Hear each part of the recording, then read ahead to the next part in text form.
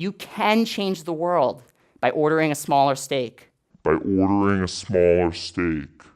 the great contest of wits between vegan gains and unnatural vegan, to try to determine who is more mentally disabled, it has come to a contest over the meaning and moral significance of the Reducetarian movement. And in this contest, Swayze, Unnatural Vegan, tries to make Reducetarianism seem as intelligent and reasonable as possible, while Vegan Gains, Richard, represents Reducetarianism as incredibly stupid.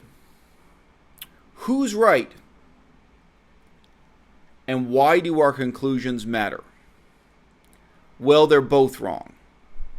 Reducetarianism is much, much more stupid than Vegan Gains has told you.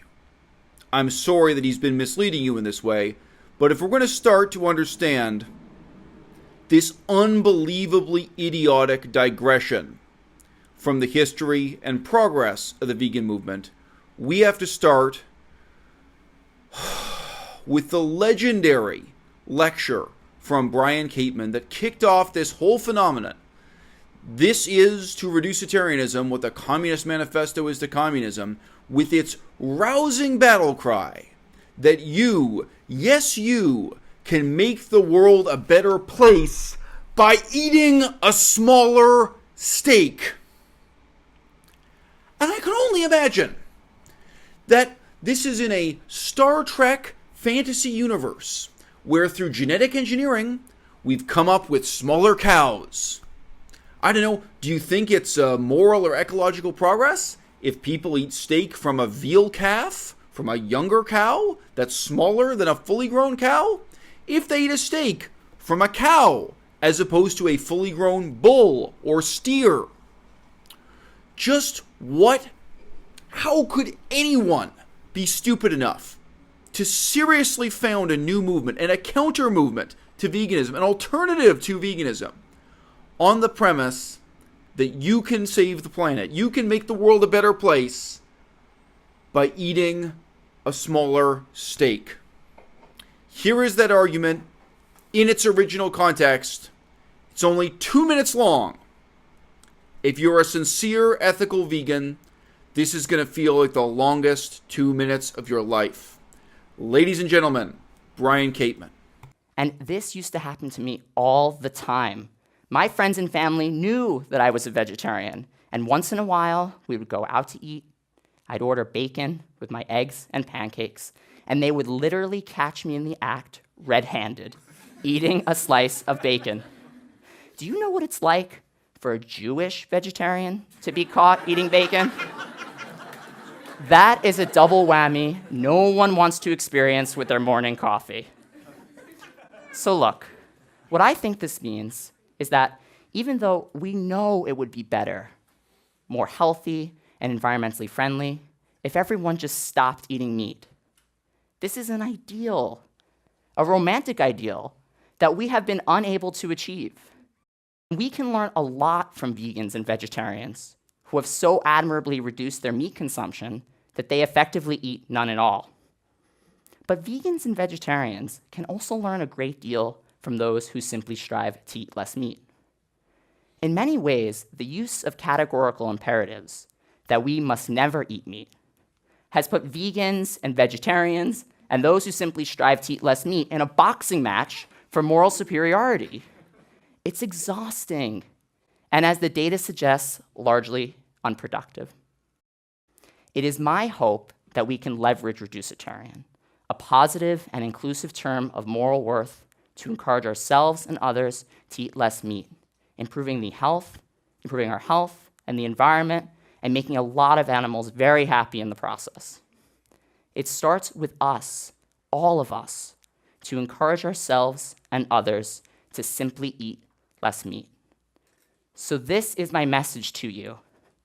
Consider eating less meat this week and be a Reducetarian. You can change the world by ordering a smaller steak.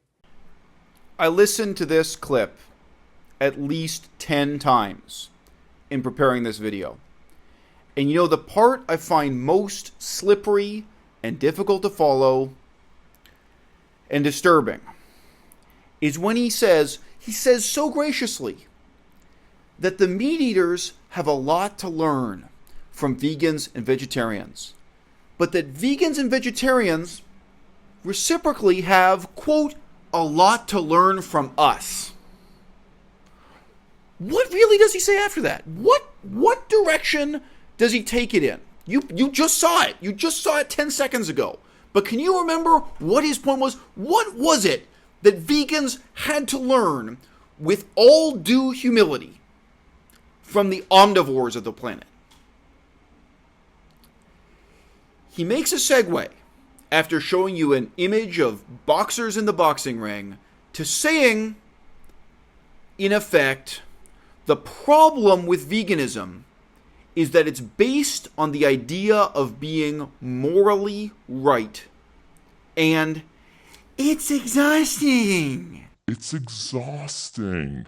It's exhausting! That's his fucking excuse for founding this counter movement to veganism. Not that veganism is wrong, not that it can be improved upon, and it can. This whole channel, we have hundreds of videos exploring ways to improve the vegan movement. No. That the basic concept of being morally right, of doing the right thing because it's the right thing to do, is exhausting. And this comes from someone who admits to you that although he was born Jewish and chose to become vegetarian, he never had the personal integrity, self-discipline, or moral fiber to stop eating bacon for breakfast. I'm vegan. I've got a lot of problems in my life. Being exhausted is not one of them. And feeling like morally I'm in the right is not exhausting to me. It's tremendously reassuring to live in a world where there's such an unbelievably gruesome spectacle of slaughterhouse footage in front of your face every day. A world, a society, a civilization that in my case as a Canadian is built on genocide, nothing I can do about that, built on your tax dollars going to pay for wars you probably disapprove of, nothing I can do about that, long list of unbelievably revolting, tear-jerking, ethical problems I can do nothing about. And you know what? Here's one. Here's one I can do something about every day without having the kind of power and privilege that this same guy, Brian Kateman, has written all over his resume, all over his CV that you can look up and read on the internet right now. Because, you know, it's not the fact that he's born and raised Jewish that matters here. In case you hadn't guessed, something I have in common with Brian Kateman.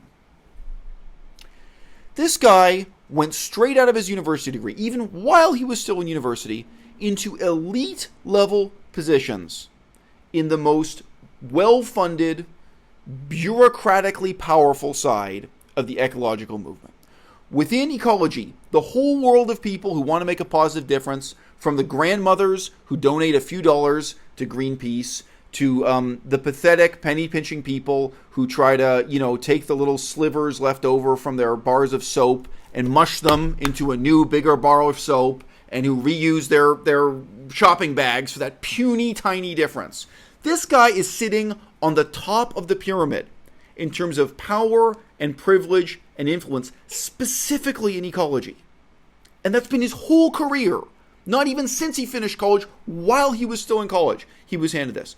And he cannot find the personal integrity to live up to his own convictions on just refusing to eat bacon for breakfast. As he says in the full lecture, his only reason, he has no other reason, is that he likes the taste.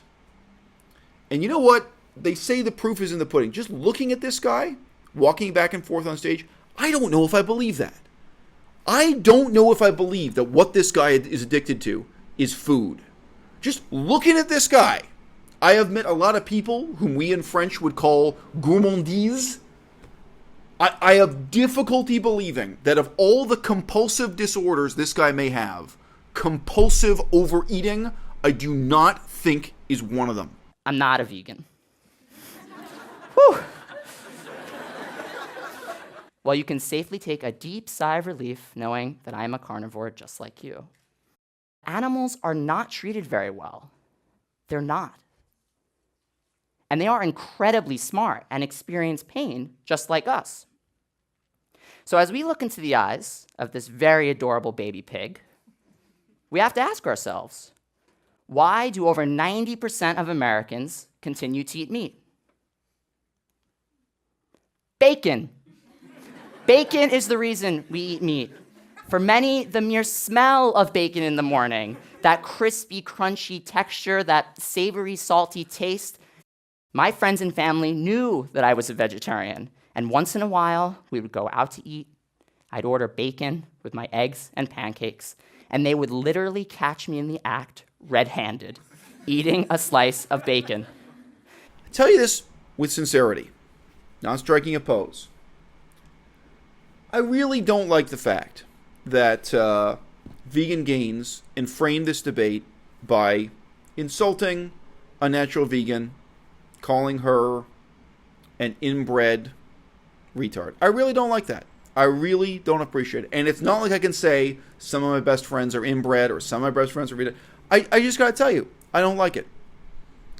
The reality is, I feel very fortunate that even within my own family, I kind of won the genetic lottery. I have brothers who were born really seriously mentally incapacitated. I have one brother who was born so severely retarded that he has never said a sentence in any language. And I've been born with the capacity to travel all over the world and study so many languages and live this wonderful life I've lived. I have another brother, of course, is much less severe, but he was just born with dyslexia. Again, ultimately a language impairment, an impairment in the language side of your brain. And I see the way that's totally, shaped the development of his character, his career, and his life. Okay? Mental disability is real. And most of the time, it's no laughing matter, and it shouldn't be used as a catty insult.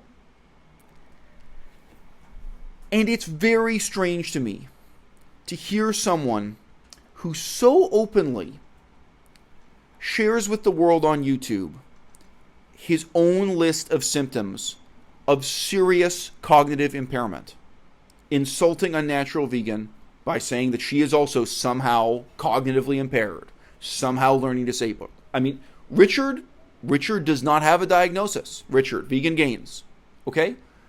Anyone could just go through the videos in which he lists off these really, really serious signs of dementia, hallucination, depression.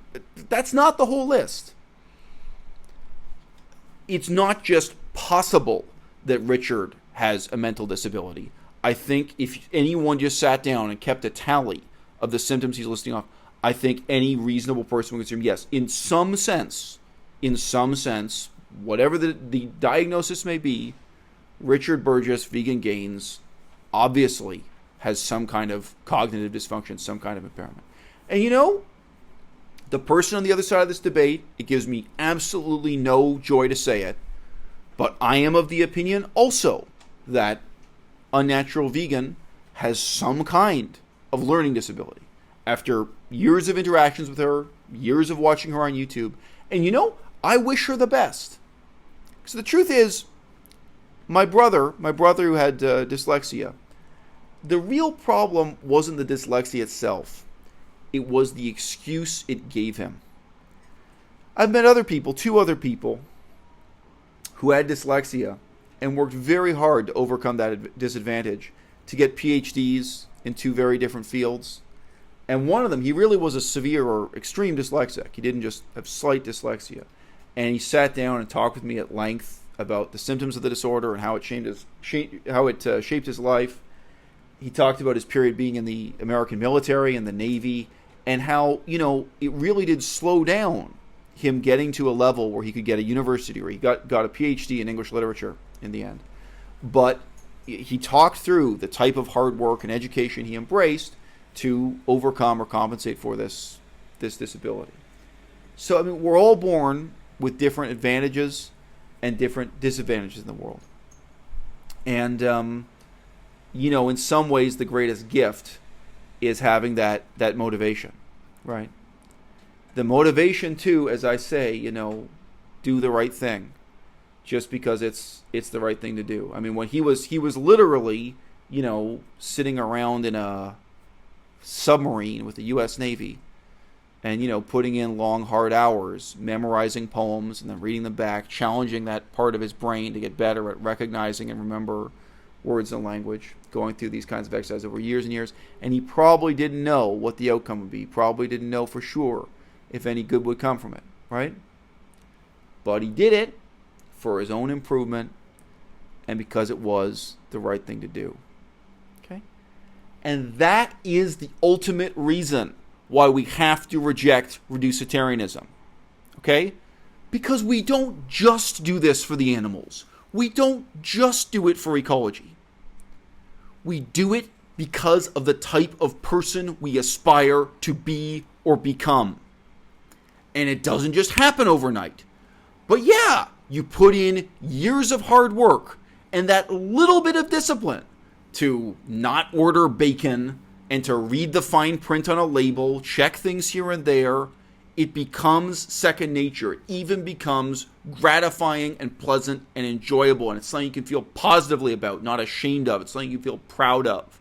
It's your little tiny contribution to making the world a better place globally. But within your own life, it's a discipline that massively improves who you are as a person. Look, guys, I'm a pretty self-disciplined person, okay? I probably could choose to use cocaine 4 times a year and never become an addict. And probably I would never have any brain damage that was visible to an employer. Like, I think as a scientific fact, it would cause brain damage, but whether or not that's detectable or perceptible or actually gets in the way of my job. Okay? Why don't I do that? Why don't I take the attitude that Brian Kateman has? Brian Kateman, who apparently finds bacon for breakfast as irresistible as a crackhead finds a fresh vial of cocaine. If that is his problem, if he's being on the level here, because I don't really know. I choose not to be a reducetarian in relation to cocaine. I'm not asking you or my brothers or sisters or sons or daughters, I'm not asking other people around me to merely reduce and be moderate in the amount of cocaine they use. I'm asking them to use none at all. Because ultimately, I'm not asking that for the sake of the plants or the ecology or any external variable. I'm inviting you to do that because of who I think you should aspire to be. What it means to be a good person, and what it means to be a good person in this society, in every historical period, has these hard minimum standards of dignity and indignity, of justice and injustice. If you'll want to use that kind of language, fine. Okay? There is a fear of using labels about permanent identity. I understand unnatural vegans saying, oh, well, wouldn't it be better if we just don't have any labels? If you don't get caught up on the labels, okay? But the label we're never going to get away from here is 2 letters long. It's me. It's who am I, okay? And my answer to that question has myriad little traceable impacts on the decisions I make every day, from the books I read and the push-ups I do and all the habits and distractions I refuse to engage in because of the person I want to be. And the vegan movement is not just for athletes. It's not just for brilliant people. It's not just for people, I don't know, like Brian Kateman, who had an Ivy League education and went into elite positions in ecological bureaucracy. Ultimately, veganism is for everybody. Veganism is for idiots too. And if you have any kind of little shred of brilliance, then in a sense, I think you owe it to yourself and others to set that positive example and show the world and tell the world how easy it is, how difficult it is. Show others around you who they can be. We do that every day in so many small ways when we live up to our own standards. And when you don't live up to your own standards, how can you possibly be a political leader asking others to live up to them? Okay. Does it matter? Is this just a question of academic definitions? It matters. Right now, the number of people playing video games is growing and growing. The market for video game consoles is shrinking and shrinking. Why is that? Sorry, I know I said this real quickly. More people play video games than ever. But if you're a company like Nintendo or Sega or Sony, the number of people, the maximum size of the market for buying a video game console is smaller and smaller. You know why? This is why. People have a cheaper, easier, and more convenient alternative. They can play video games on their phone or tablet. And for an 8-year-old kid, maybe they don't notice the difference in quality between, a full-scale console system and some kind of portable game. I'm completely willing to admit that reducetarianism is a very fundamental threat to veganism as a movement. It's a threat precisely because it offers something easier and more convenient, catering to the same need or interest.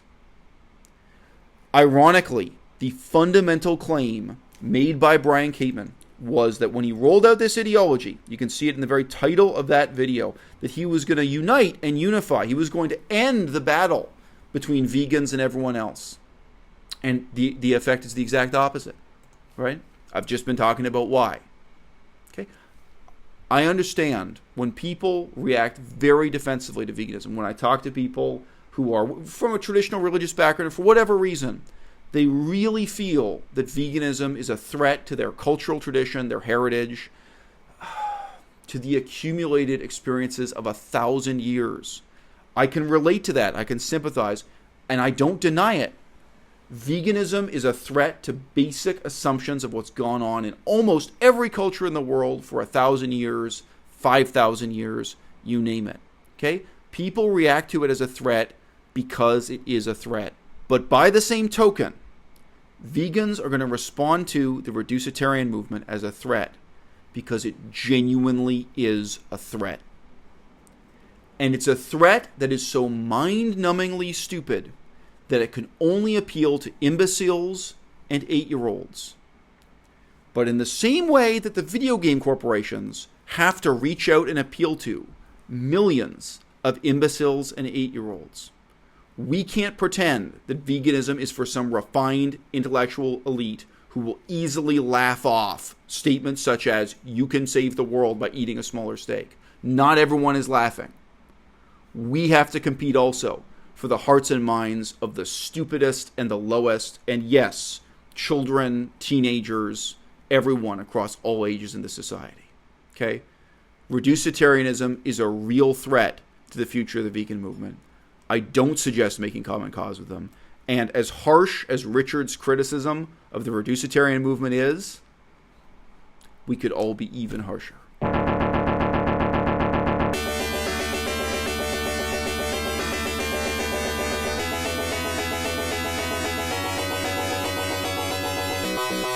À-bas-le-ciel.